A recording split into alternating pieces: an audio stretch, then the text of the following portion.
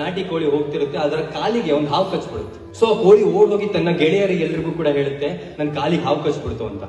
So ಆ ಗೆಳೆಯರೆಲ್ಲರೂ ಕೂಡ ಇದು ಕೊಳ್ಕೊಂಡ್ಲ ಹಾವಿದು, ಇದು ಕಚ್ಬಿಟ್ಟಿದ್ರೆ ಮತ್ತೆ ಎಲ್ಲ ಕೊಳ್ತು ಬಿಡುತ್ತೆ, ನಮ್ಮ ಮಕ್ಳಿಗೆಲ್ಲ ಇನ್ಫೆಕ್ಷನ್ ಆಗ್ಬಿಡುತ್ತೆ, ನೀನ್ ನಮ್ ಜೊತೆ ಇರಬೇಡ, ಹೆಂಗಿದ್ರು ಸಾಯ್ತೀಯ, ಸ್ವಲ್ಪ ದೂರ ಹೋಗಿ ಸಾಯಿ ಅಂತ.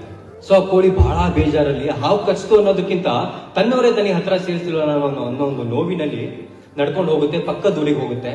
ಇವರೆಲ್ಲ ಅನ್ಕೊಂತಾರೆ ಆ ಕೋಳಿ ಹಾವು ಕಚ್ಚಿದೆ ಎಷ್ಟೊತ್ತಿಗೆ ಸತ್ತೋಗಿರುತ್ತೆ ಅಂತ. ಒಂದ್ 2-3 ವಾರ ಆದ್ಮೇಲೆ ಒಂದು ಪಾರಿವಾಳ ಊರಿಂದ ಹಾರ್ ಬಂದು ಈ ಕೋಳಿಗಳಿಗೆ ಹೇಳುತ್ತೆ, ನಿಮ್ಮ ತಂಗಿ ಇನ್ನೂ ಸತ್ತಿಲ್ಲ, ಅವಳ ಕಾಲಿಗೆ ಹಾವು ಕಚ್ಚಿತ್ತಲ್ಲ, ಅವಳ ಕಾಲ್ ಕಟ್ಟಾಗಿದೆ, ಬಟ್ ಅವಳು ಇನ್ನೂ ಬದುಕಿದಾಳೆ, ತುಂಬಾ ನರಳ್ತಿದ್ದಾಳೆ, ಸೊ ನೀವೆಲ್ಲರೂ ಅವಳಿಗೆ ಹೋಗಿ ಸಹಾಯ ಮಾಡಿದ್ರೆ ಅವಳು ಬದುಕಬಹುದು ಅಂತ.